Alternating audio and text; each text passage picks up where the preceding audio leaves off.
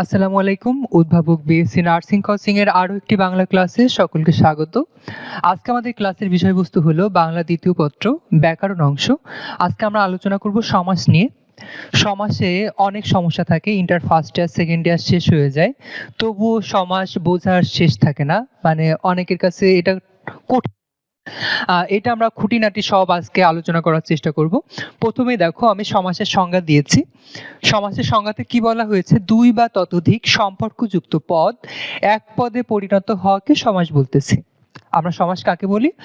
একাধিক পদ এক পদে পরিণত হচ্ছে।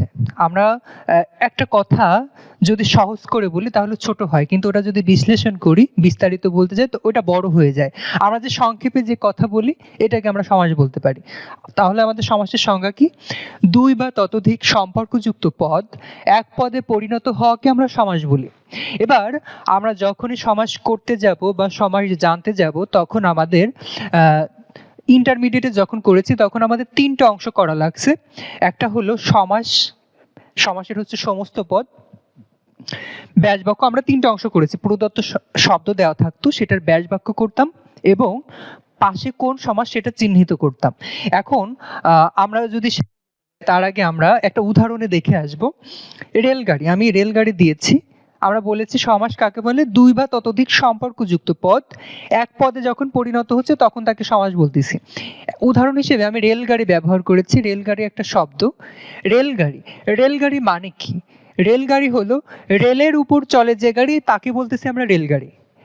আমরা বলতে পারতাম রেলের উপর চলে যে গাড়ি, সেই গাড়িতে চড়ে আমি দাদু বাড়ি যাচ্ছি, কিন্তু সেটা না বলে আমরা বলি, সহজ করে বলি, রেলগাড়িতে নানু বাড়ি যাচ্ছি। তাহলে আমাদের এই যে একাধিক পদ, দুই বা ততোধিক সম্পর্কযুক্ত পদ এক পদে পরিণত হলো। এই এক পদে পরিণত হলো কোথায়? এখানে। এক পদে পরিণত হওয়াকে আমরা বলতেছি সমাস। এবার এইখানে যে পদ আছে বা এইখানে যে পদগুলো আছে, এই অংশটাকে কি বলে, এই আলাদা অংশগুলোকে কি বলে, এটা আমাদের জানার কথা। আমি প্রথমেই বলেছি, দেখো, দুই বা ততোধিক সম্পর্কযুক্ত পদ এক পদে যখন পরিণত হয় তখন আমরা তাকে সমাস বলতেছি। এই যে দুই বা ততোধিক সম্পর্কযুক্ত পদ, এই রেলের উপর একটা পদ, উপর একটা পদ, চলে একটা পদ, যে একটা পদ, গাড়ি একটা পদ, এই যে একাধিক পদ পাচ্ছি। এই অংশটাকে আমরা একত্রে কি বলতে পারি? একত্রে বলতে পারি ব্যাস বাক্য।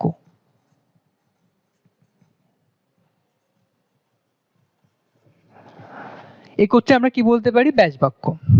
আর এই যে এই অংশটা আছে, এই অংশটাকে আমরা কি বলি? এই অংশটাকে কি বলতেছি? এই অংশটাকে আমরা বলি সমস্ত পদ। এই যে এই একটা অংশ পাচ্ছি, এটাকে বলতেছি আমরা সমস্ত পদ।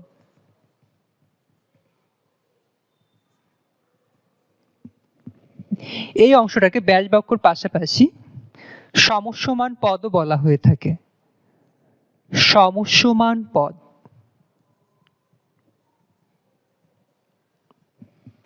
আমরা দুটো অংশ পেলাম। আমাদের এই যে রেলগাড়ি, রেলগাড়িকে আমরা বলতেছি সমস্ত পদ, এবং একাধিক যে পদ পেয়েছে, একাধিক পদ, এই একাধিক পদকে বলতেছি ব্যাস বাক্য বা সমস্যমান পদ। এই যে আলাদা আলাদা পদ, আলাদা আলাদা পদ যখন এক পদে পরিণত হয় তখন আমরা তাকে সমাস বলি। এই সমস্ত পদের আবার দুইটা অংশ, সমস্ত পদের দুইটা অংশ থাকে, একটা পূর্বপদ, একটা পরপদ। পূর্বপদ কাকে বলে? যেটা পূর্বে বসে সেটাকে আমরা বলবো পূর্বপদ। পূর্বে বসছে মানে আগে বসছে। রেল বসছে আগে, তাহলে আমরা যদি আলাদা করি, রেল হলো পূর্বপদ, গাড়ি হলো পরপদ। পরপদ, পরে বসেছে এই জন্য গাড়ি হলো পরপদ। আমরা সমস্ত পদের কয়টা অংশ পেলাম? সমস্ত পদের দুইটা অংশ, একটা পূর্বপদ, একটা পরপদ। যেটা পূর্বে বসেছে সেটাকে আমরা বলবো পূর্বপদ, যেটা পরে বসেছে সেটাকে আমরা বলবো পরপদ। এবার আমরা ব্যাস বাক্য, ব্যাস বাক্য কাকে বলে আমি একটু আগে বললাম, যে সমস্ত পদকে বিশ্লেষণ করলে, এই যে এই পদটাকে বিশ্লেষণ করলে যে পদ পাওয়া যায় তাকে আমরা বলবো ব্যাস বাক্য। তাহলে ব্যাস বাক্য কাকে বলে? সমস্ত পদকে বিশ্লেষণ করলে যে পদ পাওয়া যায় তাকে আমরা বলি ব্যাস বাক্য। এই যে সমস্ত পদ, এটাকে আমরা বিশ্লেষণ করলে, এই রেলগাড়িকে বিশ্লেষণ করলে যে পদগুলো আমরা পাচ্ছি সেই পদগুলোকে আমরা ব্যাস বাক্য বলি।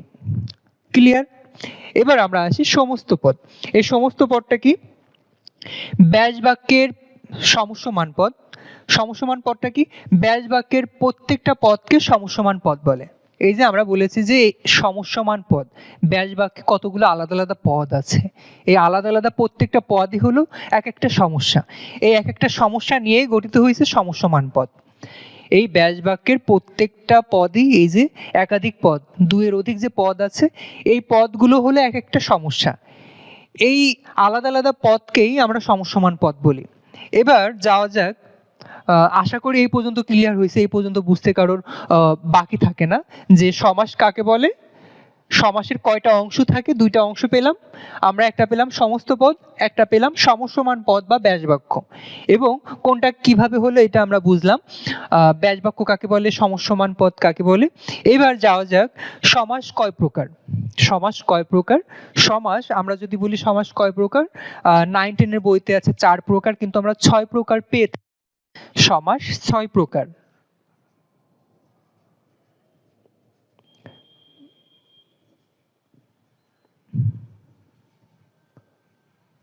সমাস 6 প্রকার। এই 6 প্রকারের প্রকারগুলো কি কি? আমি যদি প্রথমেই বলি, প্রথমেই আমাদের আসে দ্বন্দ্ব সমাস।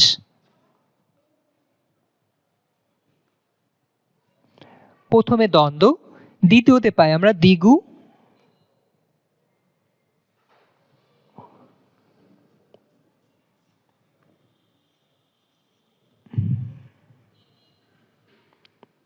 তিন নম্বরে পাচ্ছি তৎপুরুষ,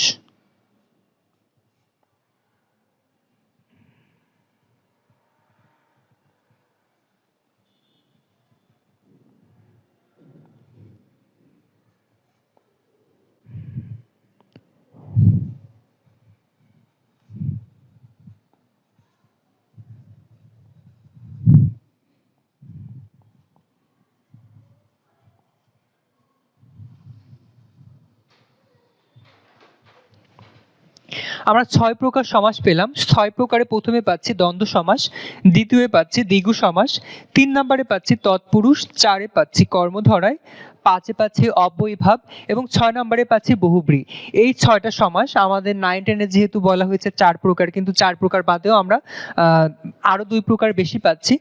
এই বেশি পাওয়ার মধ্যে এই সবগুলোর আবার ভাগ ভাগ পাচ্ছি।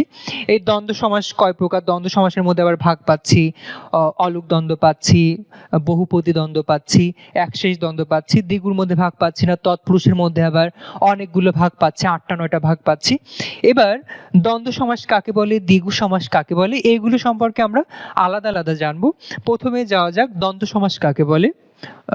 দ্বন্দ্ব সমাসে আসবো, তার আগে আমি বোর্ডটা একটু ক্লিন করব। এবার আমরা দ্বন্দ্ব সমাস দেখব। দ্বন্দ্ব সমাস আমি লিখেছি, দ্বন্দ্ব সমাস চেনার উপায়, আমরা কিভাবে বুঝবো যে এটা দ্বন্দ্ব সমাস বা এটা দ্বিগু সমাস। দ্বন্দ্ব সমাস কিভাবে চিনবো তার 3টা উপায় আমি লিখেছি। পূর্বপদ ও পরপদ আলাদা আলাদা ব্যক্তি, বস্তু বা প্রাণী হয়। পূর্বপদ ও পরপদ আলাদা আলাদা ব্যক্তি হবে, বস্তু হবে, প্রাণী হবে। এটা পূর্বপদ পরপদ আলাদা আলাদা হবে। যেমন আমি লিখতে পারি খাতা কলম, খাতা কলম আলাদা আলাদা ব্যক্তি, বস্তু বা প্রাণী হতে পারে। খাতা কলম আলাদা আলাদা লিখলাম। এবার দ্বিতীয় নিয়মে আমি লিখেছি পূর্বপদ ও পরপদ সমজাতীয় অথবা বিরোধমূলক হয়। আমাদের যে পূর্বপদ, আমরা তো পূর্বপদ এবং পরপদ এটা তো চিনি। একটু আগে আমি বলেছিলাম যে রেলগাড়ি, রেল পূর্বপদ, গাড়ি পরপদ। তার মানে এখানে যদি বলি খাতা কলম, খাতা কলমের মধ্যে পূর্বপদ কোনটা, পরপদ কোনটা? খাতা হলো পূর্বপদ, কলম হলো পরপদ। খাতা পূর্বপদ, কলম পরপদ, কারণ খাতা পূর্বে বসেছে, কলম পরে বসেছে। এটুকু ক্লিয়ার হলে আমাদের বুঝতে সমস্যা হবে না। পূর্বপদ ও পরপদ সমজাতীয় বিরোধমূলক হয়। পূর্বপদ ও পরপদ সমজাতীয় বিরোধমূলক হয়। উদাহরণ কি হতে পারে? সমজাতীয়, সমজাতীয় আমরা একটা উদাহরণ যদি লিখি, বাবা মা, বাবা মা, বাবা মা সমজাতীয়। এবার আমরা যদি বিরোধমূলক কোনো একটা লিখি, বিরোধমূলক কি লিখতে পারি? বিরোধমূলক দা কুমড়া,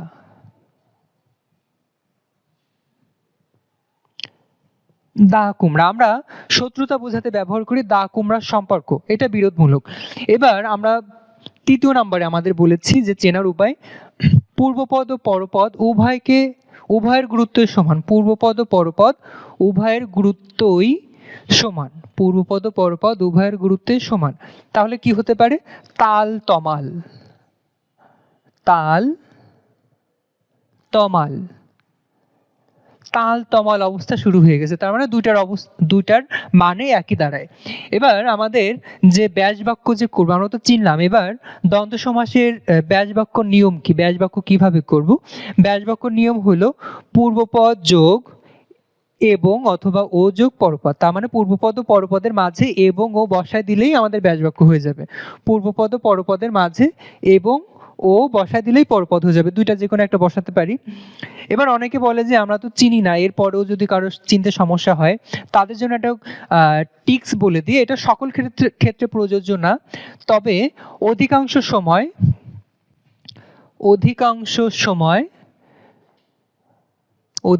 সময় পূর্বপদ ও পরপদের মাঝে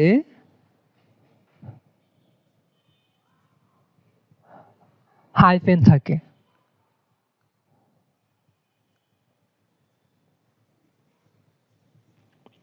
আমাদের দ্বন্দ্ব সমাস চেনার আর একটা উপায় হলো পূর্বপদ ও পরপদের মাঝে অধিকাংশ সময় হাইফেন থাকে। এটা সকল ক্ষেত্রে প্রযোজ্য হবে না, সব সময় থাকে না, এটা মাঝে মাঝে থাকে।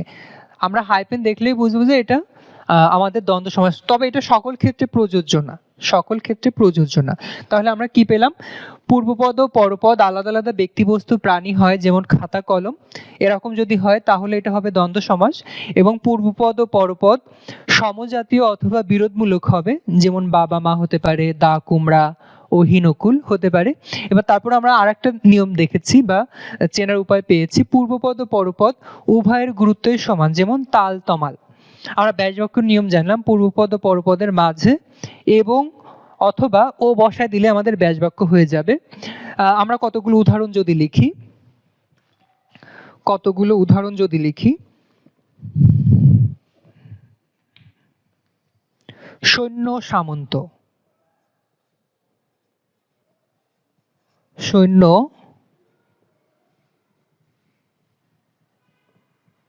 সৈন্য সামন্ত, তারপর অহিনকুল,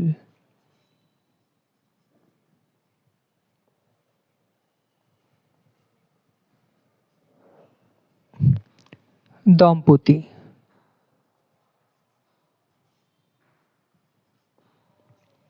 এই দেখো কতগুলো লিখেছি, সৈন্য সামন্ত, আমাদের ব্যাস বাক্য কি হবে? সৈন্য ও সামন্ত, সৈন্য ও সামন্ত।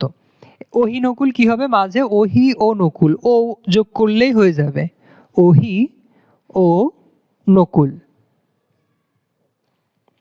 দম্পতি কি হবে? দম্পতি মানে হাজব্যান্ড ওয়াইফ, স্বামী স্ত্রী। স্বামী স্ত্রীকে আমরা যদি বাংলায় বলতে যাই তাহলে বলতে পারি জায়া ও পতি। জায়া অর্থাৎ স্ত্রী, জায়া ও পতি, পতি মানে স্বামী। দেখো এখানে কোনো হাইফেন নেই, তার মানে আমি বলেছিলাম যে সকল ক্ষেত্রে প্রযোজ্য হবে না, এখানে এটা প্রযোজ্য না। এই ছিল আমাদের সাধারণ দ্বন্দ্ব সমাস। এবার আমাদের আরো একটি দ্বন্দ্ব সমাস পায়, আরো একটি না আরো দুইটি দ্বন্দ্ব সমাস পায়, সেটা হলো একটি হলো অলুক দ্বন্দ্ব এবং অপরটি হলো বহুপতি দ্বন্দ্ব। অলুক দ্বন্দ্ব চেনার উপায় কি? অলুক দ্বন্দ্ব চেনার উপায় আমরা যদি বলতে যাই, ব্যাস বাক্য একই থাকবে, তবে এখানে যদি একটু অ্যাড করি, একটু মুছে দিলাম, যদি অ্যাড করি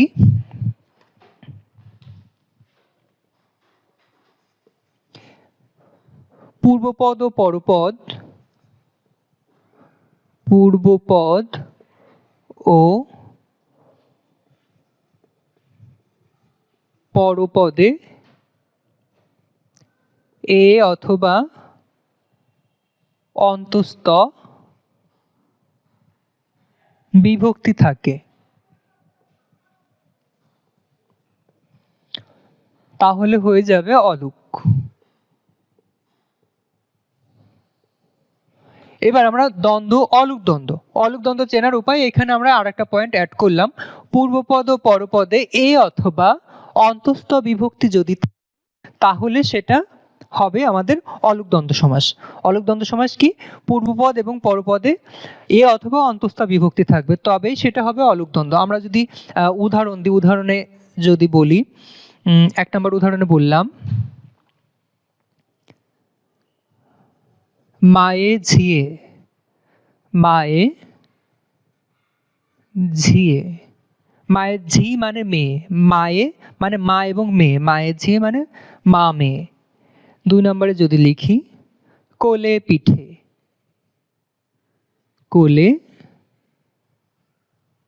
পিঠে। লিখলাম 3 নম্বরে হাটে বাজারে, হাটে বাজারে। আর একটা লিখি জলে কাদায়,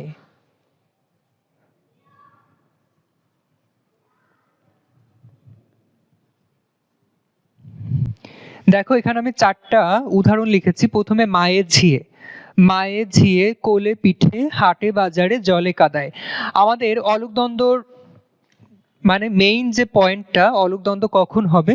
পূর্বপদ ও পরপদে যদি এ অথবা অন্তঃস্থ বিভক্তি হয় তবেই সেটা অলুক দ্বন্দ্ব হবে। পূর্বপদ এবং পরপদে আমাদের পূর্বপদ হলো মায়ে, পরপদ হলো ঝিয়ে, উভয় পদে যদি এ অথবা অন্তঃস্থ বিভক্তি থাকে তবেই হবে অলুক দ্বন্দ্ব।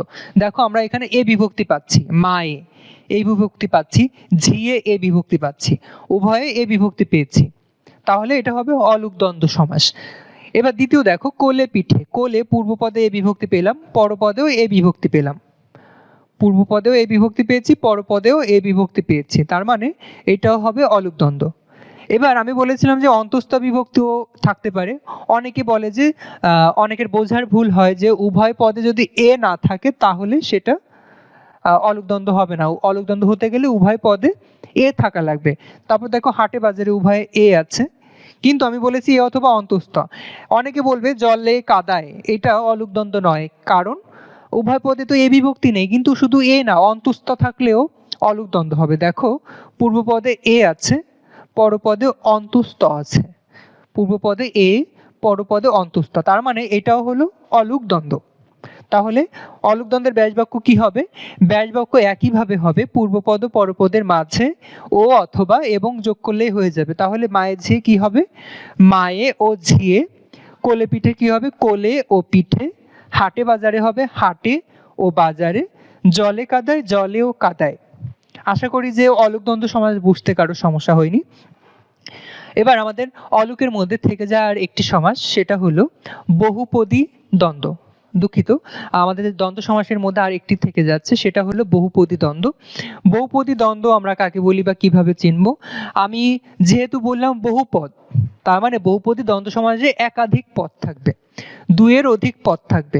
আমরা সবসময় 2টা পদ পাচ্ছি। দেখো আমি এখানে মায়ে ঝিয়ে লিখেছি, মায়ে ঝিয়ে 2টা পদ পাচ্ছি, মায়ে ঝিয়ে 2টা পদ। কিন্তু আমি যখন বহুপদী দ্বন্দ্ব সমাস বলবো তখন এখানে 2টার জায়গা 2-এর অধিক হবে, 3টা হতে পারে, 4টা হতে পারে, 5টা হতে পারে, 3টা, 4টা, 5টা হতে পারে। এবার আমি যদি উদাহরণ লিখি,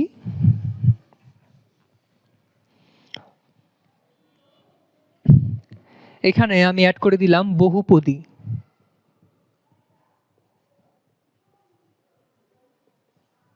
বহুপদী দ্বন্দ্ব সমাস। বহুপদী দ্বন্দ্ব সমাস কি হবে?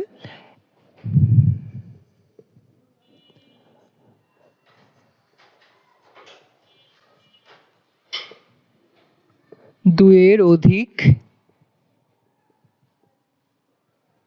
পদ থাকবে। আমাদের যে সমস্ত পদ সেখানে 2-এর অধিক পদ থাকবে। আমাদের যে সমস্ত পদে 2-এর অধিক পদ থাকবে। আমরা তো সমস্ত পদে মাত্র 2টা পদ পাই, পূর্বপদ এবং পরপদ, কিন্তু আমাদের যখন বহুপদী দ্বন্দ্ব হবে তখন 2-এর অধিক পদ হবে। আর পুরো সমাসে আমরা যে সমাস করি একটা চ্যাপ্টার, এই সমাস চ্যাপ্টারে 2-এর অধিক পদ হলেই সেটা বহুপদী দ্বন্দ্ব হয়ে যাবে। একমাত্র বহুপদী দ্বন্দ্বতেই একাধিক পদ আছে, তাছাড়া আর কোনো সমাসে বহুপদী একাধিক পদ নেই। তার মানে আমরা যদি 2-এর অধিক কোথাও পদ পেয়ে থাকি তাহলে সেটা চোখ বন্ধ করে বহুপদী দ্বন্দ্ব। এবার বহুপদী দ্বন্দ্বের ব্যাস বাক্যের নিয়ম, ব্যাস বাক্যের নিয়ম কি হবে?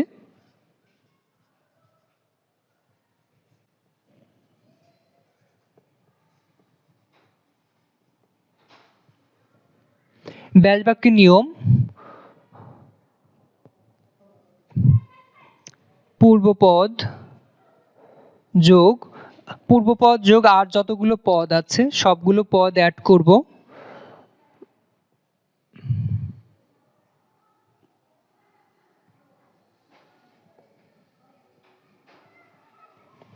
আমাদের যতগুলো পদ থাকে, 2টা 3টা থাকতে পারে, 4টা থাকতে পারে, যতগুলো পদ থাকুক আমাদের ওইগুলো দেখা মানে দরকার নাই। আমাদের একটা জিনিস, আমাদের বহুপদী দ্বন্দ্ব হবে, শেষ পদের আগে ও অথবা এবং যোগ করে দিলেই এটা ব্যাস বাক্য কমপ্লিট হয়ে যাবে। আমাদের ব্যাস বাক্যের নিয়ম কি হবে? বহুপদী দ্বন্দ্বে যে কটা পদ থাকুক, 2 এর অধিক তো থাকবে, 3টা 4টা 5টা, কিন্তু আমাদের ব্যাস বাক্যের সময় খেয়াল রাখতে হবে শেষের যে পদটা আছে শেষ পদের আগে ও অথবা এবং যদি যোগ করি তাহলে আমাদের ব্যাস বাক্য কমপ্লিট হয়ে যাবে। উদাহরণ হিসেবে আমরা বলতে পারি,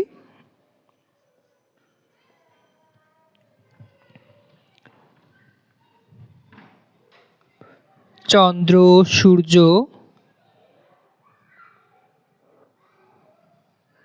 গ্রহ, নক্ষত্র। এটার ব্যাস বাক্য কি হবে? চন্দ্র, সূর্য, গ্রহ, নক্ষত্র। এর ব্যাস বাক্য কি হবে? ব্যাস বাক্য আমি যেহেতু বললাম যে শেষ পদের আগে ও যোগ করে দিব, তাহলে এটার ব্যাস বাক্য হবে চন্দ্র, সূর্য, গ্রহ ও নক্ষত্র। লিখলাম আমি ব্যাস বাক্য।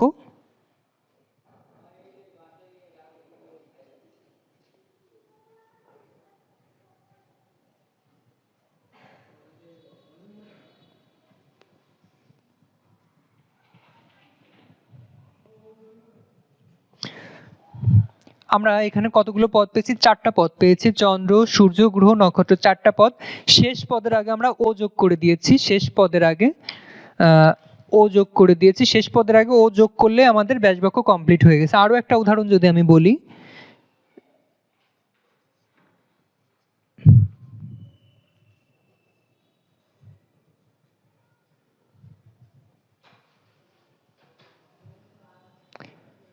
সাহেব বিবি গোলাম।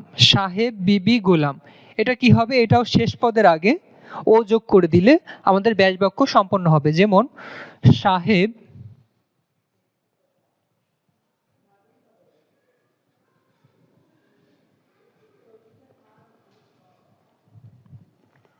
এটার ব্যাস বাক্য কি? এটার ব্যাস বাক্য কি হলো? সাহেব, বিবি ও গোলাম।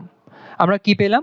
3টা, যখন 3টা পদ পেয়েছি 3টা পদের ক্ষেত্রেও শেষের পদের আগে আমরা ও যোগ করে দিয়েছি, এটা ও যোগ করার কারণে আমাদের ব্যাস বাক্য কমপ্লিট হয়ে গিয়েছে। এটা কি হলো তাহলে? সাহেব, বিবি ও গোলাম। আর আমাদের সমাসের ক্ষেত্রে শুধু বহুপদ ও বহুপদী দ্বন্দ্ব সমাসে বহু পদ থাকবে বা 2 এর অধিক পদ থাকবে শুধু একটা মাত্র সমাসে, সেটা হলো বহুপদী সমাস। তাহলে যদি 2 এর অধিক পদ পায় তাহলে সেটা চোখ বন্ধ করে বহুপদী দ্বন্দ্ব হবে। 2 এর অধিক যদি পদ পায় তাহলে চোখ বন্ধ করে বহুপদী দ্বন্দ্ব। আর বহুপদী দ্বন্দ্ব সমাসের ব্যাস বাক্যের নিয়ম হলো শেষের পদের আগে ও যোগ করে দিলেই ব্যাস বাক্য হয়ে যাবে।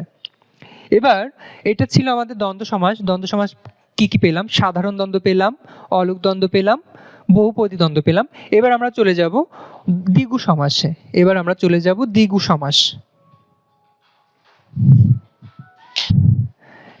দ্বিগু সমাস সম্পর্কে জানবো। দ্বিগু সমাসের কোনো প্রকারভেদ নেই, কোনো ছেলে মেয়ে নেই। দ্বিগু সমাস এক বাপের এক ছেলে। দ্বিগু সমাস, সরি, এক বাপের এক ছেলে না, সমাসের তো 6 ছেলে। 6 ছেলের আবার দ্বিগুর কোনো ছেলে মেয়ে নেই। দ্বিগু সমাস শুধু দ্বিগুই, এর কোনো প্রকারভেদ নেই। আমরা পাচ্ছি দ্বিগু সমাস কিভাবে চিনবো? সংখ্যাবাচক বিশেষ্য হলেই সেটা চোখ বন্ধ করে দ্বিগু সমাস। আমরা যদি প্রথমে কোনো পদে আমাদের যে সমস্ত পদ আছে, সমস্ত পদে যদি প্রথমেই আমরা দেখি, প্রথমে যদি দেখি সংখ্যাবাচক আছে এবং পরবর্তী যে পদ আছে পরপদ, পূর্বপদ সংখ্যাবাচক এবং পরপদ যদি বিশেষ্য হয় তাহলে সেটা চোখ বন্ধ করে দ্বিগু সমাস। পূর্বপদ সংখ্যাবাচক, পরপদ বিশেষ্য, তাহলে চোখ বন্ধ করে সেটা দ্বিগু সমাস। আর দ্বিগু সমাসের ব্যাস বাক্য নিয়ম কিভাবে করব? আমরা ব্যাস বাক্য করব, প্রথমে সংখ্যাবাচক শব্দটা আগে লিখব, যোগ বিশেষ্য, যোগ রয়ের বিশেষ্যের সঙ্গে আমরা রয়ের যোগ করব, যোগ সমাহার। এটা যদি আমরা একটা উদাহরণ দিই, উদাহরণ দিলে তোমাদের ক্লিয়ার হয়ে যাবে। উদাহরণে যদি লিখি শতবর্ষ, শতবর্ষ, সপ্তাহ, সপ্তাহ, তে মাথা,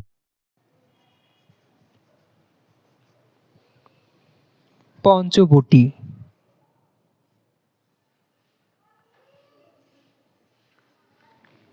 আমি দেখো কতগুলো শব্দ লিখেছি, শতবর্ষ, সপ্তাহ, তে মাথা, পঞ্চবটি। আমি বলেছিলাম যে আমরা দ্বিগু সমাস কিভাবে চিনব। দ্বিগু সমাস পূর্বপদ হবে বিশেষ্য এবং পরপদ হবে সংখ্যাবাচক। পূর্বপদ বিশেষ্য, পরপদ হবে, দুঃখিত, পূর্বপদ হবে সংখ্যাবাচক, পরপদ হবে বিশেষ্য। পূর্বপদ হবে সংখ্যাবাচক, পরপদ বিশেষ্য। আমরা দেখো কতগুলো শব্দ লিখেছি, শতবর্ষ, সপ্তাহ, তে মাথা, পঞ্চবটি।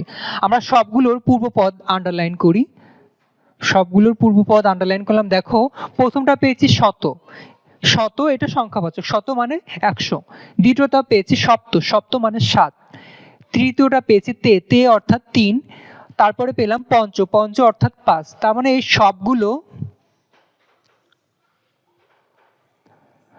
সবগুলো আমরা পেলাম সংখ্যাবাচক।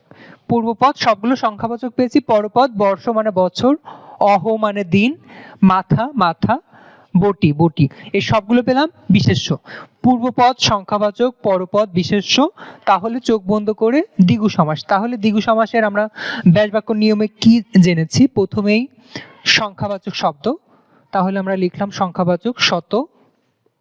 তারপর বিশেষ্যর সঙ্গে র এর যোগ, বিশেষ্য হলো বর্ষ, বর্ষের সঙ্গে যদি র এর যোগ করি তাহলে হয় বর্ষের। শেষে সমাহার। আমাদের ব্যাসবাক্যের নিয়মে প্রথমে পেয়েছি সংখ্যাবাচক, সংখ্যাবাচক লিখলাম শত।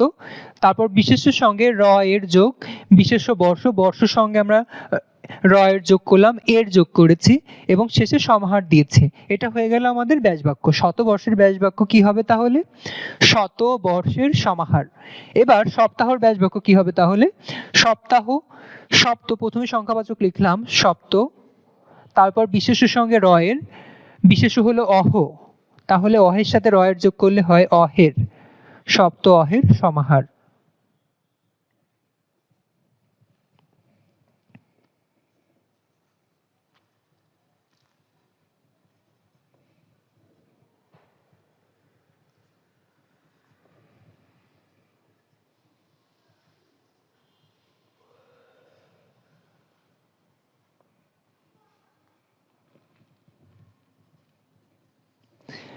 দেখো সবগুলো আমি ব্যাসবাক্য শেষ করলাম।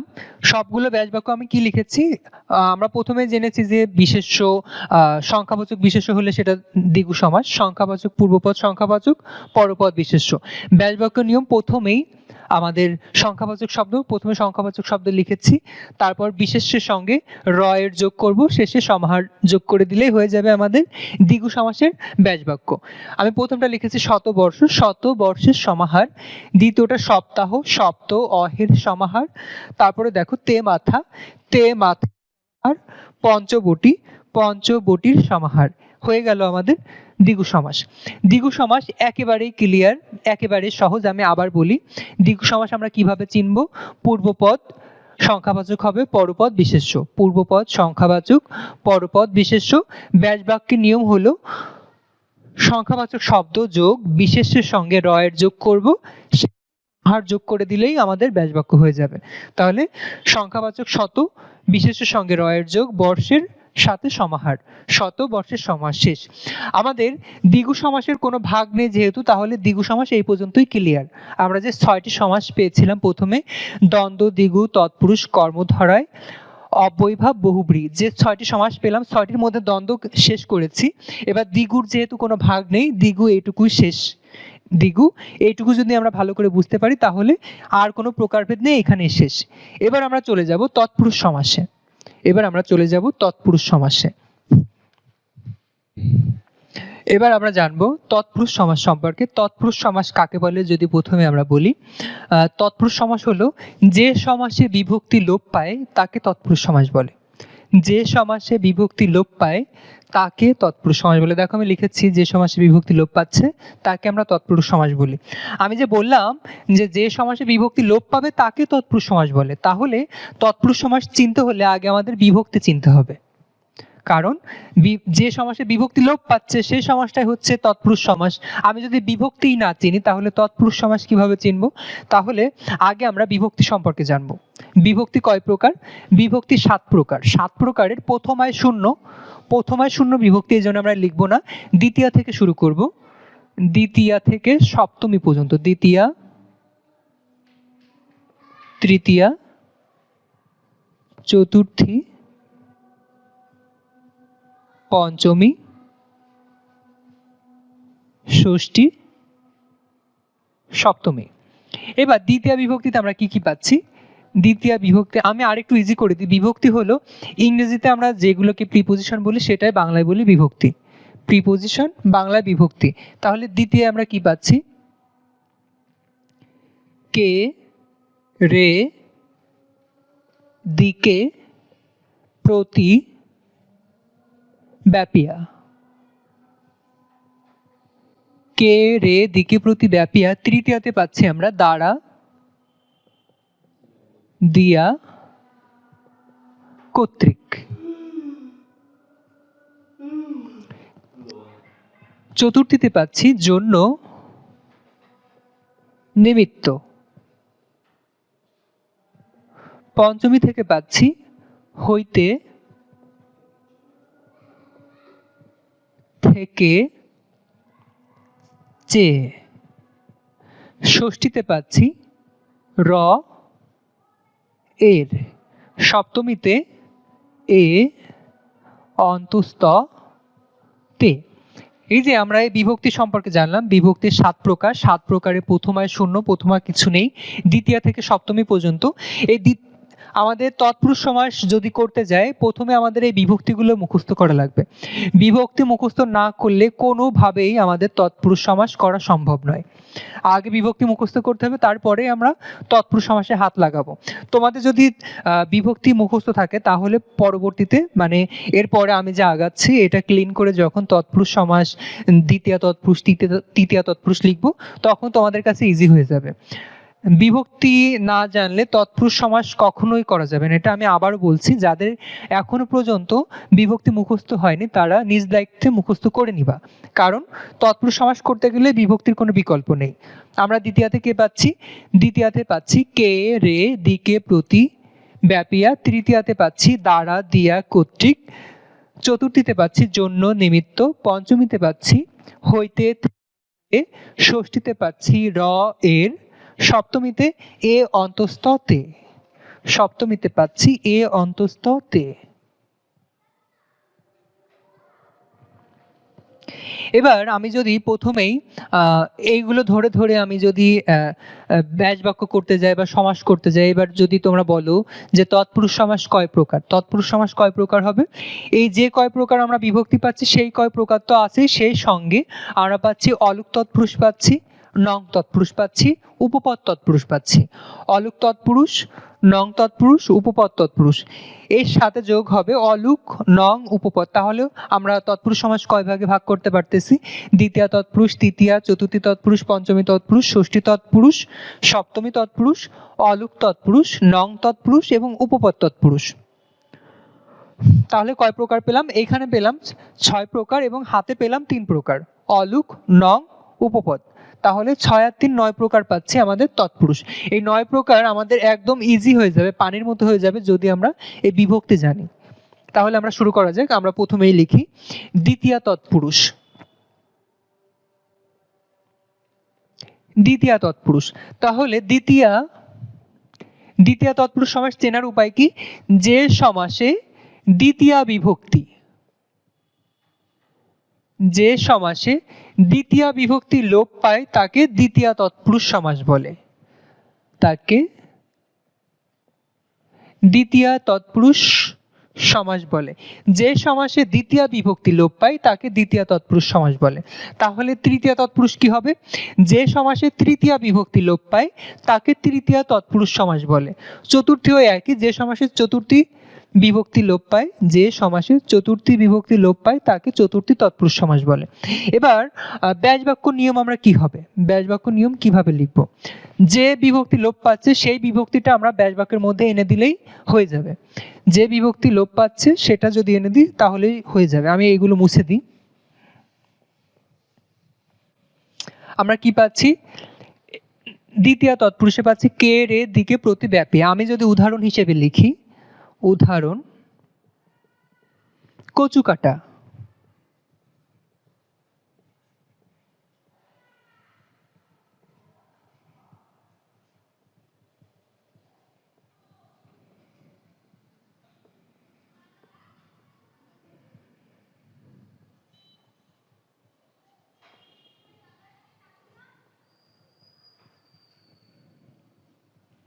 আমি লিখলাম, দেখো কচু কাটা, আম কুড়ানো, চিরকুমার, তিনটা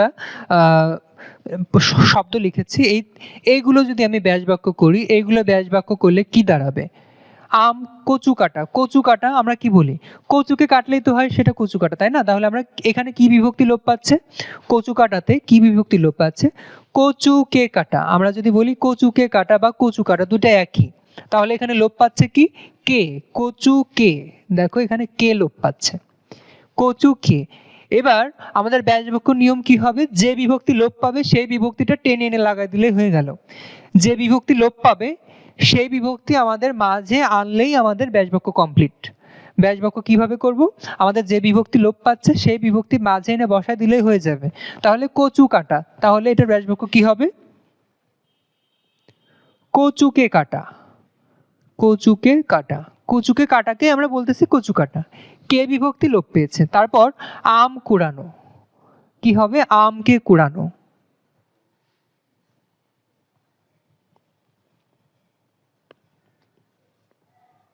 আমকে কুড়ানো। তারপর দেখো আমি লিখেছি চিরকুমার।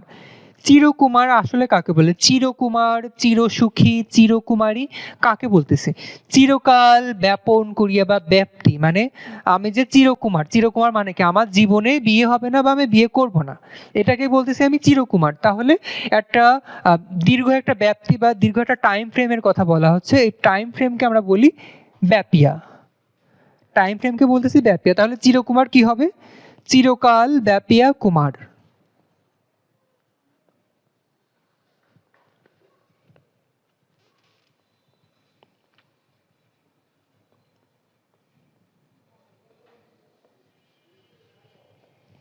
কি লিখলাম? চিরকুমার, চিরকাল ব্যাপিয়া কুমার।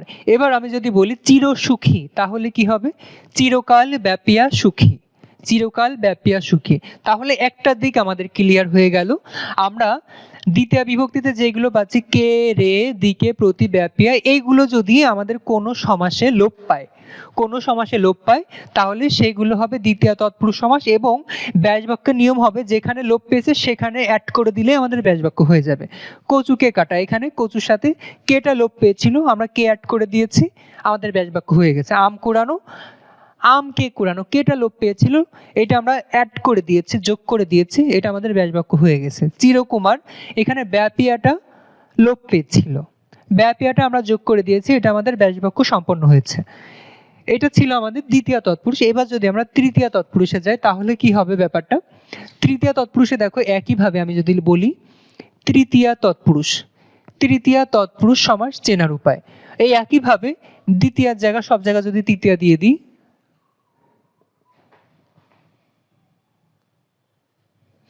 যে সমাসে তৃতীয় বিভক্তি লোপ পায় তাকে তৃতীয় তৎপুরুষ সমাস বলে।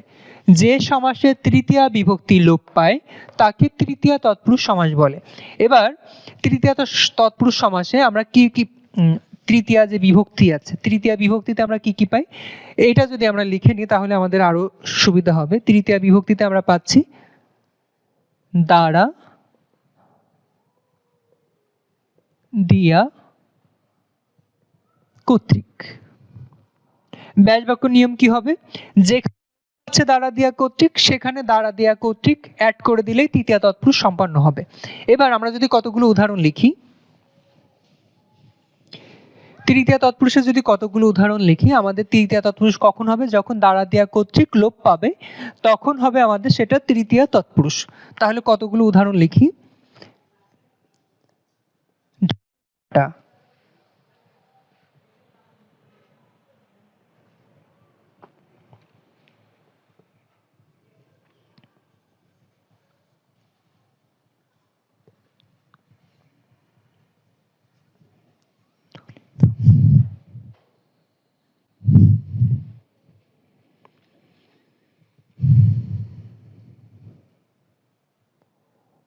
দেখো আমি এখানে লিখেছি ঢেকিছাটা।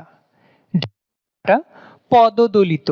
ঢেকিছাটা কি? ঢেকিছাটা হলো যেটা ছাটা হয় তাকে বলি ঢেকিছাটা। আমরা বলি যে বা ঢেকিছাটা চাল, ঢেকিছাটা চাল এনেছি। ঢেকিছাটা চাল, ঢেকিছাটা অর্থাৎ হলো ঢেকি দ্বারা ছাটা। ঢেকি দ্বারা আমরা যেটা ছাটাই করতেছি তাকে বলি ঢেকিছাটা। যেটা ছাটাই করি সেটাই হলো ঢেকিছাটা। ঢেকি দ্বারা ছাটা। তারপর দেখো পদদলিত।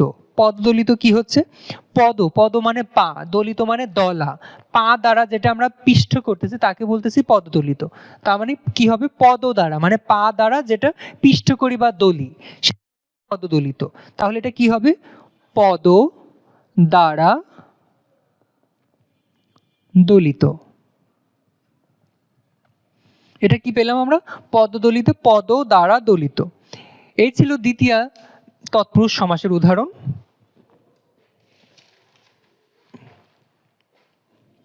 আরো যদি আমরা কতগুলো উদাহরণ বলি তাহলে হবে, যদি আরো কতগুলো উদাহরণ বলি, উদাহরণ হতে পারে ন্যায়সঙ্গত। ন্যায়সঙ্গত, তাহলে এখানে কি লোপ পাচ্ছে? ন্যায়সঙ্গত। আমি ন্যায়সঙ্গত কথাই বলেছি, এখানে কি লোপ পাচ্ছে? ন্যায় সঙ্গত। ন্যায় দ্বারা সঙ্গত।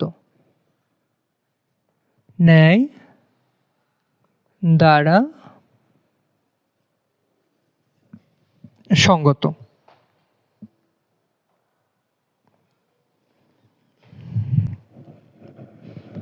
তারপর আরো যদি আমরা কতগুলো উদাহরণ বলি, বাঘ বিতণ্ডা, তারপর জনাকীর্ণ। আমি লিখলাম বাঘ বিতণ্ডা।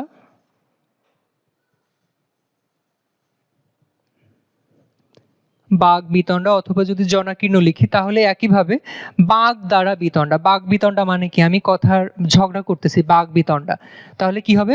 বাঘ দ্বারা বিতণ্ডা। আমার বাঘ দ্বারা বিতণ্ডা। তাহলে আমাদের লোপ পাচ্ছে দ্বারা। তাহলে এবার আমাদের চিনতে হবে যে দ্বারা কোন বিভক্তি।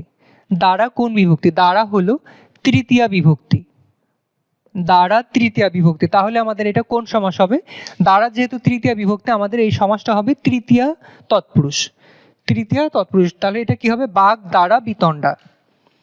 বাঘ দ্বারা বিতণ্ডা। এই ছিল তৃতীয় তৎপুরুষ। আশা করি যে বুঝতে সমস্যা হয়নি। তৃতীয় তৎপুরুষ হবে যে সমাসে তৃতীয় বিভক্তি লোপ পাচ্ছে। যে সমাসে তৃতীয় বিভক্তি লোপ পাচ্ছে সেটা হবে তৃতীয় তৎপুরুষ। ব্যাস বাক্য নিয়ম, যেখানে লোপ পাচ্ছে করে দিব। যেখানে লোপ পাচ্ছে আমি এখানে লিখে দিই, যে সময় যে বিভক্তি লোপ পাবে, লোপ পাবে সেটি যোগ করব। ব্যাস বাক্য নিয়ম হলো যে বিভক্তি লোপ পাবে সেটি যোগ করব, সেই বিভক্তি যোগ করে দেব। তাহলে আমাদের দ্বারা দেয়া কর্তৃক বিভক্তি লোপ পাচ্ছিল, আমরা দ্বারা দেয়া কর্তৃক যোগ করে দিলে এটা হয়ে যাবে তৃতীয়া তৎপুরুষ। তাহলে আমি একটু আগেই বলেছিলাম যে আমাদের বিভক্তি যদি মুখস্থ না থাকে তাহলে তৎপুরুষ সমাস আমাদের জন্য করা কঠিন হয়ে যাবে। এই ছিল আমাদের তৃতীয়া তৎপুরুষ। এবার আমরা চলে যাব চতুর্থী তৎপুরুষে। এবার আমরা চলে যাব চতুর্থী তৎপুরুষ। চতুর্থী তৎপুরুষ জানার আগে আমাদের জানতে হবে চতুর্থী বিভক্তি কি কি। চতুর্থী বিভক্তি কি কি আমরা পাশেই লিখে নিই। চতুর্থী বিভক্তি, চতুর্থী বিভক্তি হলো জন্য, নিমিত্ত। জন্য নিমিত্ত। তাহলে চতুর্থী তৎপুরুষ সমাস চেনার উপায় কি হবে? চতুর্থী তৎপুরুষ সমাস চেনার উপায়, যে সমাসে চতুর্থী বিভক্তি লোপ পায় তাকে চতুর্থী তৎপুরুষ সমাস বলে। এটাও একইভাবে আমি যদি কতগুলো উদাহরণ বলি, উদাহরণ বিয়ে পাগল, বিয়ে পাগল, রান্নাঘর,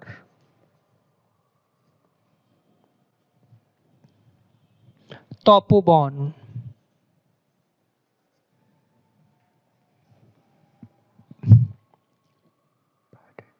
পাঠশালা। দেখো এখানে কতগুলো প্রদত্ত শব্দ আমি দিয়েছি, বিয়ে পাগল, রান্নাঘর, তপবন। এগুলো ব্যাস বাক্য কি হবে, এখানে কোন বিভক্তি লোপ পাচ্ছে সেটা আগে দেখতে হবে। বিয়ে পাগল, আমরা সাধারণ অর্থে কি বলি, বিয়ে পাগলকে কি বলি, বিয়ের জন্য যে পাগল তাকে আমরা বলি বিয়ে পাগল। তাহলে এটা কি হবে, বিয়ের জন্য পাগল, বিয়ের জন্য পাগল, বিয়ের জন্য পাগল। বিয়ের জন্য যে পাগল তাকে আমরা বলি বিয়ে পাগল। এখানে জন্য বিভক্তি লোপ পেয়েছিল, জন্য বিভক্তি আমরা অ্যাড করে দিয়েছি, এখানে জন্য বিভক্তি লোপ পাচ্ছিল, জন্য অ্যাড করে দিয়েছি, এটা হয়ে গেল চতুর্থী তৎপুরুষ। এবার রান্নাঘর, রান্নাঘর কি হবে, রান্নার নিমিত্ত ঘর,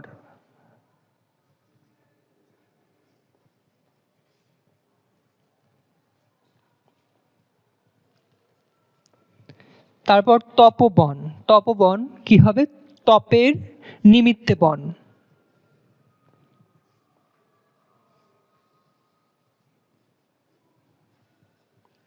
পাঠশালা,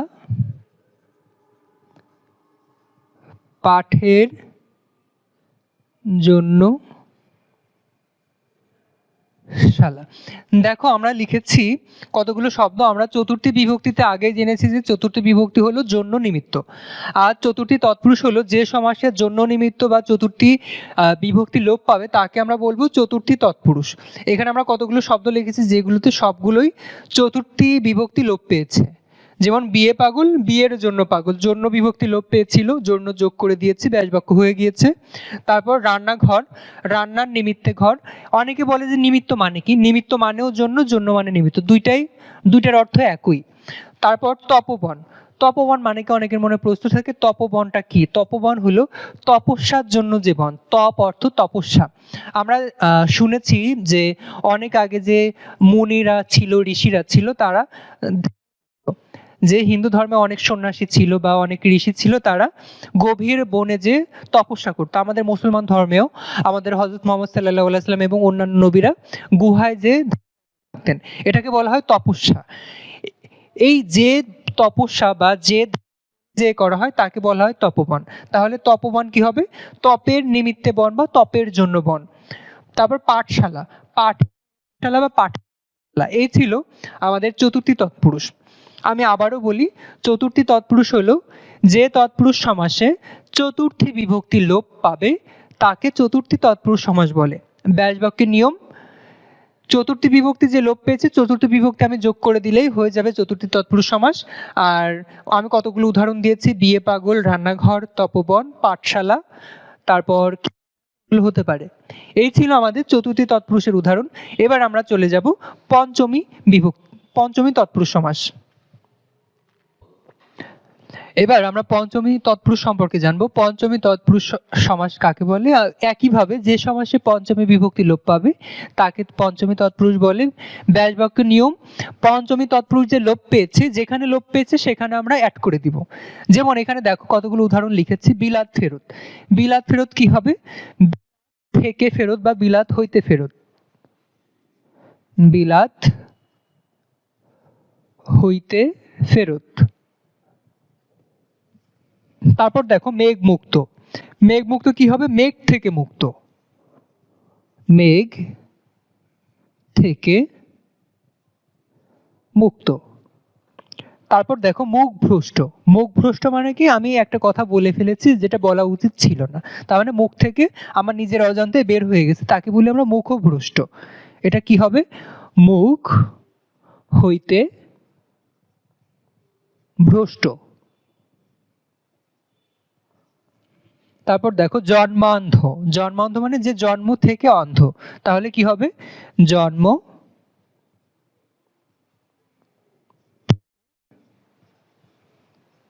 অন্ধ।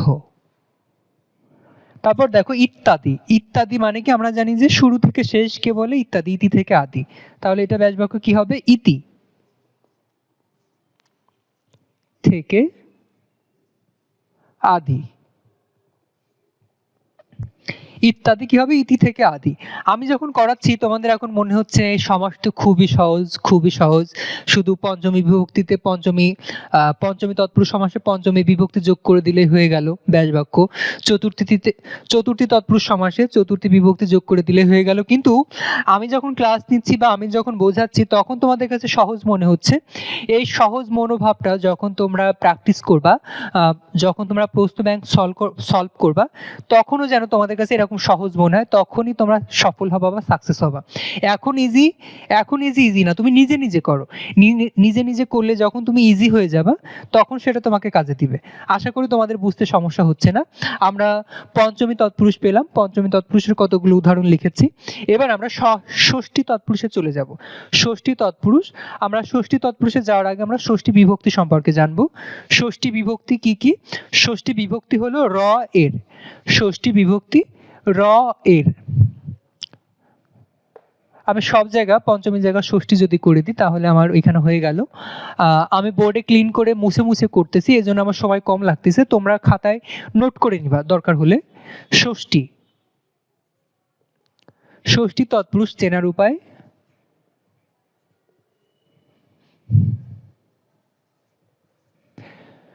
ষষ্ঠী বিভক্তি হলো র এর। এবার ষষ্ঠী তৎপুরুষের যদি কতগুলো উদাহরণ লিখি। উদাহরণ দেখো, রাজপথ,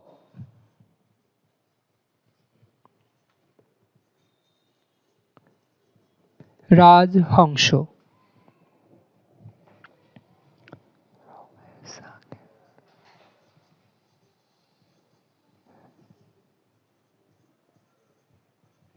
শাকদুগ্ধ,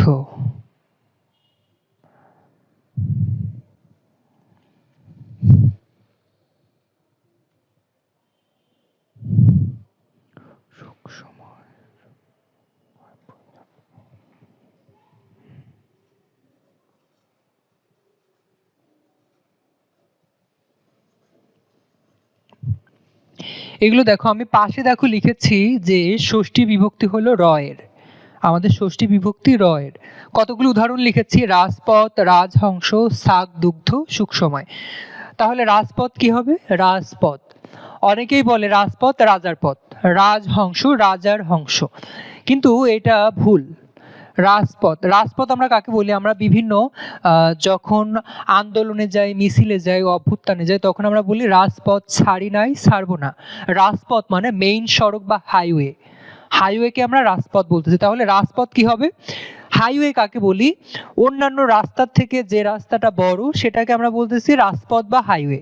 অন্যান্য রাস্তা থেকে যে রাস্তাটা বড় সেটাকে বলি আমরা হাইওয়ে বা রাজপথ। তাহলে রাজপথ কি হবে? পথ, পথ রাজা।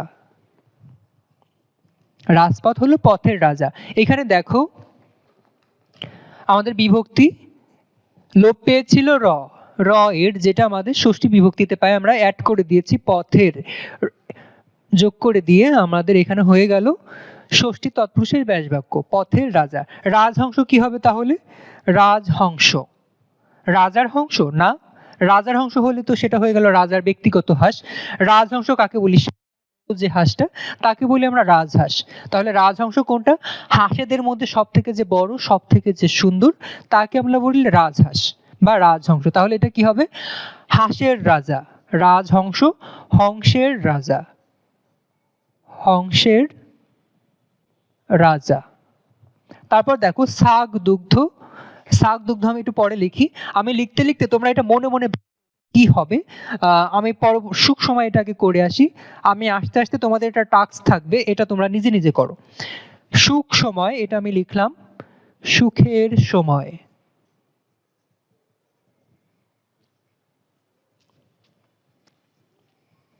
সুখের সময়। দেখো আমাদের প্রত্যেকটা সমাসে র এবং এর, র এবং এর লোপ পেয়েছিল, আমরা যোগ করে ব্যাস বাক্য সম্পন্ন করেছি। এবার আমি তোমাদের করতে বলেছিলাম ব্যাস বাক্য কি হবে।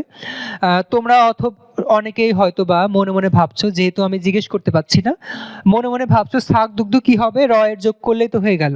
শাক দুগ্ধ অর্থাৎ এর দুগ্ধ, শাকের দুগ্ধ। যারা যারা দুগ্ধ ভেবে বসে আছো বা মনে মনে ভাবছো, তাদের জন্য বলছি তোমার উত্তরটি একেবারে সঠিক নয়। শাক দুগ্ধ, শাকের দুগ্ধ, এটা ভুল, এটা ভুল। সঠিক উত্তর হবে, সঠিক উত্তর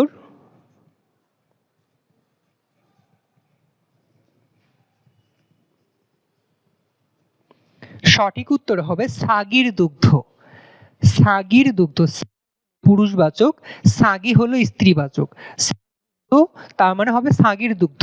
সাগের তো কোনোদিন দুধ হয় না, সাগ হলো পুরুষবাচক, পুরুষবাচক ছাগলরে বলি আমরা সাগ, স্ত্রীবাচক ছাগলরে বলতেছি সাগি। তাহলে এটা ব্যাসবাক্য কি হবে, সাগির দুগ্ধ। এ ছিল আমাদের ষষ্ঠী তৎপুরুষ। এবার আমরা চলে যাব সপ্তমী তৎপুরুষে। সপ্তমী তৎপুরুষ, সপ্তমী তৎপুরুষে যাওয়ার আগে আমরা সপ্তমী বিভক্তিতে কি ছিল সেটা আমরা জেনে নেব। সপ্তমী বিভক্তিতে ছিল এ অন্তস্থ তে। এটা তোমাদের মুখস্থ থাকা লাগবে সব সময়। আমার মুখস্থ আছে এই জন্য আমি বলে যাচ্ছি, কিন্তু তোমাদের মুখস্থ না থাকলে তোমরা এটা করতে পারবা না।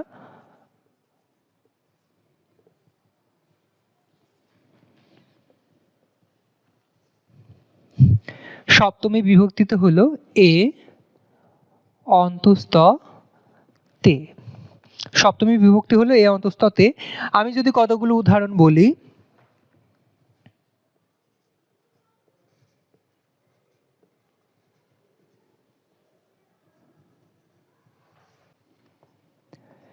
দেখো আমি কতগুলো উদাহরণ লিখেছি। সলিল সমাধি, ঘোড়া, অকাল পক্ষ। সলিল সমাধি, ঘর পোড়া, অকাল পক্ষ। সলিল সমাধি কি হবে, কি হবে জানার আগে আমরা আগে জেনে নিই যে সলিল সমাধি আসলে কি। সলিল মানে কি, সলিল মানে পানি, সলিল মানে পানি, এবং সমাধি মানে আমাদের যে কবরস্থ করি যেটা, বা শেষকৃত্য যেখানে দেওয়া হয় দাফন করা, তাকে আমরা বলি সমাধি। সলিল সমাধি তার মানে পানিতে সমাধি। পানি থেকে আদৌ সমাধি দেওয়া সম্ভব? হ্যাঁ সম্ভব। ওই যে আমরা দেখি না হিন্দু ধর্মে, ওই যে সাপে কাটলে আমরা মুভিতে দেখি বেহুলা লক্ষিন্দরকে নিয়ে আছে কলার ভেলায় ভেসে ভেসে চলে যাচ্ছে, বা কাউকে সাপে কাটলে হিন্দুরা কলার ভেলায় ভাসিয়ে দেয়, তাকে বলি আমরা সলিল সমাধি। সলিল সমাধি কি হবে, জলে যে সমাধি দেওয়া হয় তাকে সলিল সমাধি বলে। তাহলে এটা ব্যাস বাক্য কি করতে পারি আমরা, সলিল সমাধি, সলিলে সমাধি।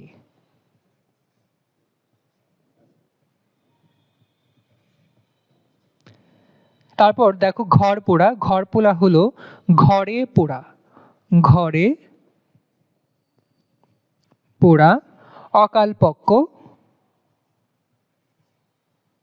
অকালে পক্ষ।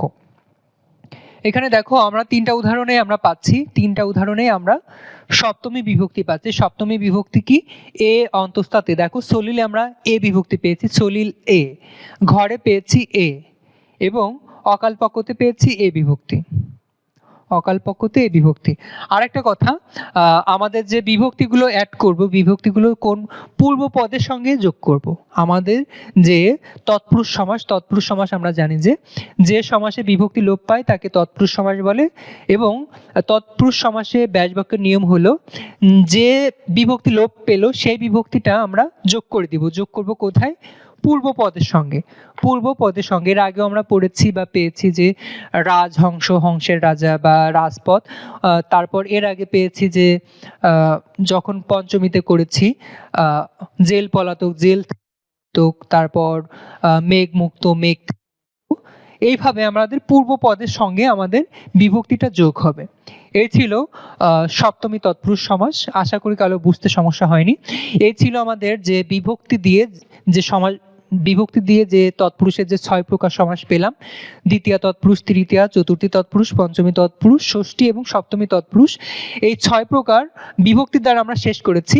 এবার সমাস, তৎপুরুষ সমাসের আরো 3 প্রকার থেকে যায়। আর 3 প্রকার হলো, আমি বলেছিলাম উপপদ তৎপুরুষ, নং তৎপুরুষ এবং অলুক তৎপুরুষ। এবার আমরা জানবো যে উপপদ তৎপুরুষ কাকে বলে, নং তৎপুরুষ কাকে বলে, এবং উপপদ তৎপুরুষ, নং তৎপুরুষ এবং অলুক তৎপুরুষ কাকে বলে।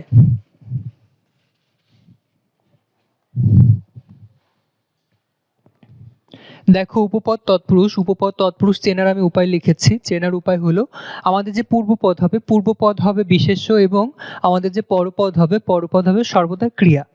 উপপদ তৎপুরুষ সমাস চেনার উপায় পূর্বপদ বিশেষ্য এবং পরপদ ক্রিয়া। এবং ব্যাসবাক্যের নিয়ম হলো পূর্বপদ যোগ পরপদ এবং শেষে আমরা যে বা যা যোগ করে দিলেই হয়ে যাবে। পূর্বপদ যোগ পরপদ, শেষে যে বা যা। আমি দেখো কতগুলো উদাহরণ লিখেছি। পকেটমার, ছেলে ধরা, প্রিয়ংবদা, পঙ্কজ। পকেটমার, দেখো পূর্বপদের কথা বলেছিলাম, এখানে দুইটা পদ আছে। পকেট একটা পদ, মার একটা পদ, ছেলে একটা পদ, ধরা একটা পদ, প্রিয়ং একটা পদ, বদা একটা পদ, পঙ্ক একটা পদ, পঙ্ক এবং বর্গীয় যা আলাদা একটা পদ। এখানে পকেট দেখো আমি বলেছিলাম যে আমাদের উপপদ তৎপুরুষ সমাস চেনার উপায় হলো পূর্বপদ হবে বিশেষ্য এবং পরপদ হবে ক্রিয়া।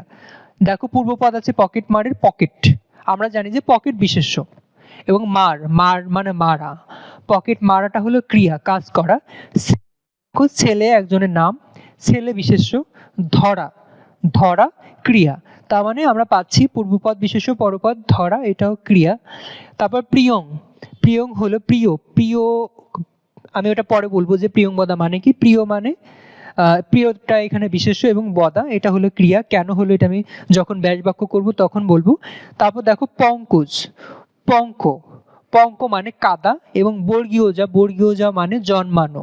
তাহলে এই পঙ্ক যেহেতু কাদা বিশেষ্য এবং জন্মানো এটা ক্রিয়া। এবার আমি যদি এইগুলোর ব্যাস বাক্যে আসি, এটা চেনার উপায় তো আমরা মিলে গেল। চেনার উপায়তে লিখেছিলাম বিশেষ্য হতে হবে পূর্বপদ এবং পরপদ হতে হবে ক্রিয়া।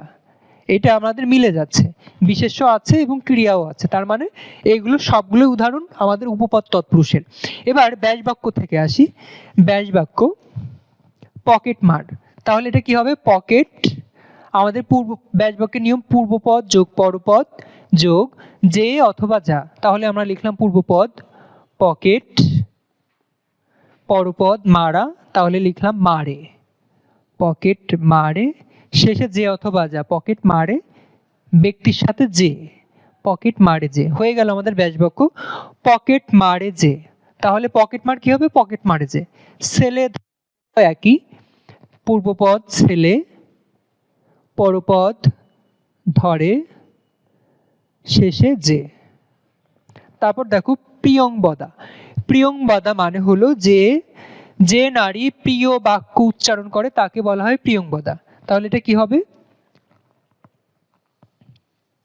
প্রিয় বাক্য উচ্চারণ করে যে। প্রিয়ংবদা হবে প্রিয় বাক্য উচ্চারণ করে যে। তবে এখানে একটা টিকা আছে, প্রিয়ংবদা আমরা কাকে বলবো? প্রিয়ংবদা শুধু নারীদের ক্ষেত্রে প্রযোজ্য, যেটা হবে নারী। প্রিয়ংবদা যে আমরা কাউকে যদি বলতে চাই তাহলে হবে এটা নারীর ক্ষেত্রে প্রযোজ্য, ছেলেদের প্রিয়ংবদা বলা হয়ে থাকে না। তাহলে প্রিয়ংবদা কি হবে? প্রিয় বাক্য উচ্চারণ করে যে নারী, ব্র্যাকেটে নারী, তুমি দিতেও পারো না দিতেও পারো, সমস্যা নাই। এবার শেষে লিখেছি পঙ্কজ। প্রথমে বলেছি পঙ্ক অর্থাৎ কাদা, ব্যাস বাক্য হবে পঙ্কে জন্মে যা, পঙ্কে জন্মে যা। পঙ্কজ মানে পদ্মফুল, পঙ্কজ মানে আমরা জানি পদ্মফুল কাদায় জন্মায়। পঙ্ক অর্থ মানে কাদা, জন্মানো এটা ক্রিয়া, আর আমরা এটা বস্তু বলে এটা আমরা যা দিয়েছি। এই ছিল আমাদের উপপদ তৎপুরুষ। আশা করি তোমাদের বুঝতে সমস্যা হয়নি। আরো একবার বলি, উপপদ তৎপুরুষ সমাস চেনার উপায় পূর্বপদ বিশেষ্য এবং পরপদ ক্রিয়া, পূর্বপদ বিশেষ্য পরপদ ক্রিয়া। ব্যাস বাক্যের নিয়ম পূর্বপদ যোগ পরপদ যোগ শেষে যে অথবা যা। আর একটা তোমাদের বলে রাখি, অনেক সময় আমরা ব্যাস বাক্য করতে পারি কিন্তু কোন সমাস সেটা আমরা বলতে পারি না বা বুঝে উঠতে পারি না, মনে থাকে না। ব্যাস বাক্য পারি, কোন সমাস সেটা পারি না, তাদের ক্ষেত্রে আমি বলবো শেষে যে বা যা উপপদ তৎপুরুষ সমাস হয়। শেষে যে বা যা থাকলে উপপদ তৎপুরুষ সমাস হয়। এই ছিল উপপদ তৎপুরুষ সমাস। এবার আমরা চলে যাব নং তৎপুরুষে। এবার আমরা দেখব নং তৎপুরুষ সমাস। নং তৎপুরুষ সমাস কাকে বলে? নেতিবাচক শব্দ যদি আমরা পাই বা আমাদের যে প্রদত্ত শব্দ থাকে, প্রদত্ত শব্দে যদি আমরা নেগেটিভ ভাইব পাই, নেতিবাচক কোনো ভাব বা গন্ধ পাই, তাহলে সেটা চোখ বন্ধ করে নং তৎপুরুষ সমাস। তবে নং বহুব্রীও আছে, কিন্তু নং তৎপুরুষ এবং বহুব্রীর মধ্যে কিছুটা পার্থক্য আছে, সেটা আমি পরে বলবো। নং তৎপুরুষ সমাস চেনার উপায় এবং ব্যাসবাক্য কিভাবে করব, প্রথমেই আসি। নাবাচক, নাবাচক অব্যয় হবে নং নং তৎপুরুষ, এবং না নেই নয় থাকবে আমাদের ব্যাসবাক্যে, এবং এই না নেই নয় এটা শুরুতে বসবে। আমি যদি উদাহরণে একটা দেখিয়ে দিই তাহলে তোমাদের সুবিধা হবে। দেখো, অনুচিত, অনুচিত এটাটা আমরা শব্দ পড়লেই বুঝতে পারতেছি অনুচিত, একটা নেগেটিভ ভাইব আছে, একটা গন্ধ আছে, না না গন্ধ আছে। অনুচিত মানে উচিত নয় এমন, অনুচিত মানে উচিত নয়। তবে আমরা এখানে ব্যাসবাক্য কি লিখবো? উচিত নয়? না, এটা আমরা লিখবো না, কারণ আমরা দেখো ব্যাসবাক্যে না নেই নয় এবং শুরুতেই বসবে। শুরুতেই কি বসবে? ব্যাসবাক্যের শুরুতেই না নেই নয় বসবে। ব্যাসবাক্যের শুরুতেই বসবে না নেই নয়।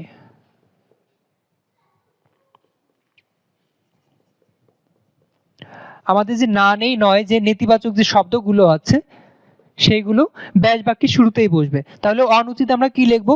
নয় উচিত, নয় উচিত।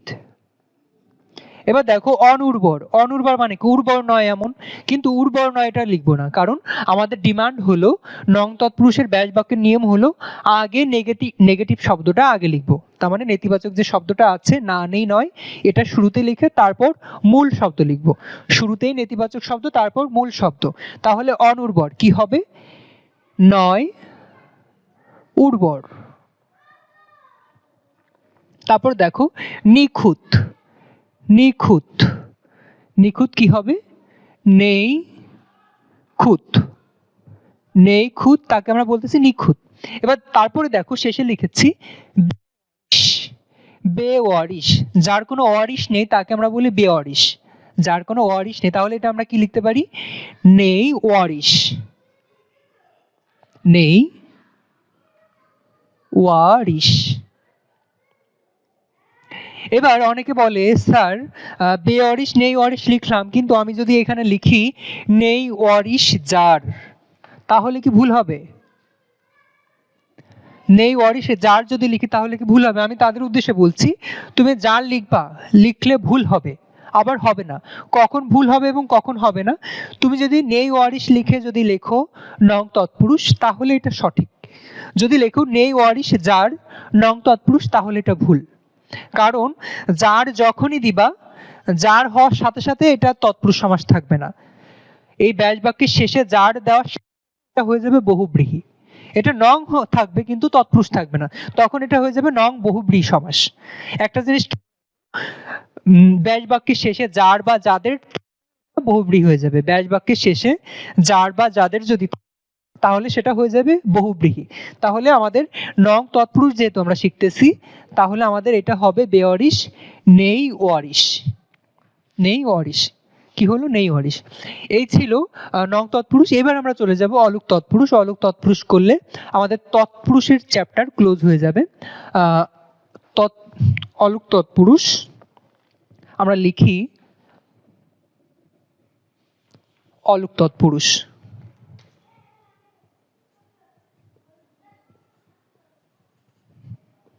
অলুক তৎপুরুষ, অলুক তৎপুরুষ আমরা কিভাবে চিনব?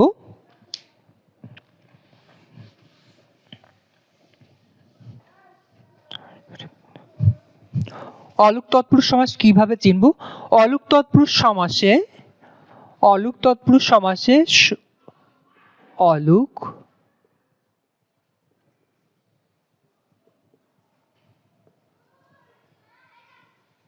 অলুক তৎপুরুষ সমাসে ষষ্ঠী বিভক্তি, ষষ্ঠী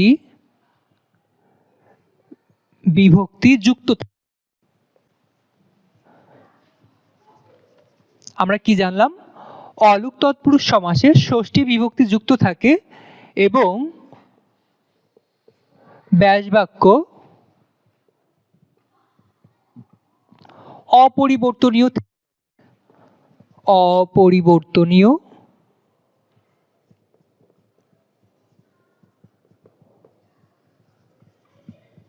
থাকবে। তার মানে আমাদের প্রদত্ত শব্দ যেটা থাকবে আমাদের ব্যাস বাক্য সেটা থাকবে। উদাহরণ হিসেবে যদি আমি বলি সোনার তরী, সোনার তরী, কলুর বলদ,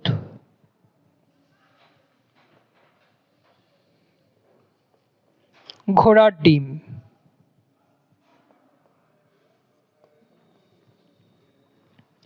দেখো আমি যে কয়টা শব্দ লিখেছি, সমাস লিখেছি উদাহরণে, এই সবগুলোতে দেখো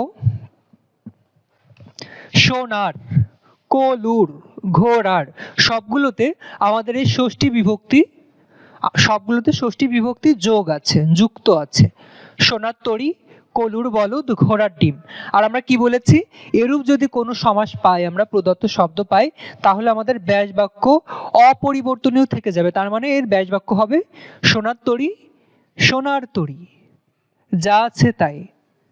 কলুর বলদ, কলুর বলদ, যা তাই।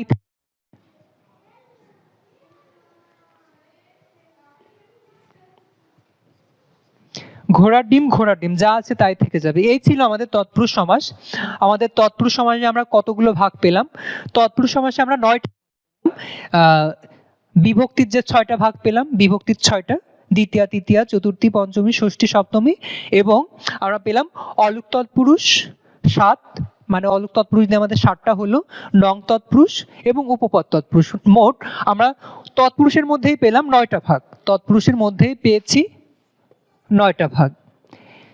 এই ছিল তৎপুরুষ সমাসের বিষয়বস্তু। এরপরে আমরা চলে যাব নতুন আরেকটি সমাসে।